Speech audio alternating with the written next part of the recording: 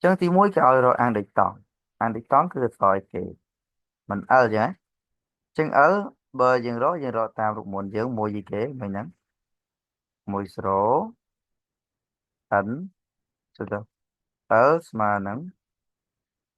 mùi sổ ẩn kre á chạy năng ơ vậy hay ẩn ní cứ cái ở một con phía ơ vậy mà phải xong mát thì coi dừng bài tất khơi tôn chạy pì mát tụi này á cái ở chia cam chân á cứ mà nắng hay e kre mình mẹ đề kre lựa buồn tê cho cam á haiต่อมาទៀតតកតងជាមួយនឹងនេះយើងយកចំណុចចុចទៅឃើញឥឡូវក្រោយមកទៀតយើងតកតងជាមួយនឹងអត្រាចរន្តអគ្គិសនីអត្រាចរន្តអគ្គិសនីហ្នឹងគឺចង់និយាយអំពីអឺ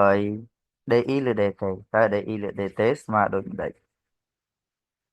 អញ្ចឹងយើងប្រើដើម្បីរក DI ឬ DT ឃើញយើងប្រើតាមកម្លាំងអគ្គិសនីចូលកអូតូអានវីនេះគេឲ្យមកប៉ុន្មាននេះគេប្រើតាមស្មើនឹងដក DI ឬ DT ចឹងដល់ពេលយើងចង់រក DI ឬ DT អានេះដកនេះយើងត្រូវមកដកដល់នេះមកយើងបានថាហើយចាំទាញទីណាទាញមកចេះបានថា DI ឬ DT ស្មើនឹងអានេះដក L នេះបនទៀតទៅវានៅបើ L នេះគូនមកទៀតចែកចាំបានដកចែក L ហ្នឹងឃើញ DI ឬ DT ចឹងមានជាសំណួរឯងកន្លែងនេះលេខ8អត់មានបាទចឹងអាហ្នឹងចាំសាកធ្វើណាហើយកត់អានេះចូលមកឲ្យធ្វើលេខ8ហ្នឹងខណៈនេះចម្លើយខ្ញុំមានហើយនេះ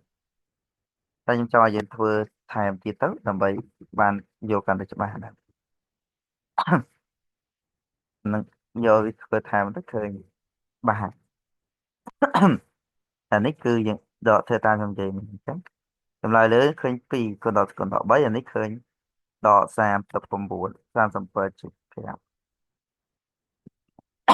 ប៉ុណ្ណឹងអញ្ចឹងកត់លេខ7ចូលហើយធ្វើលេខ8ណាពេលយប់ហ្នឹង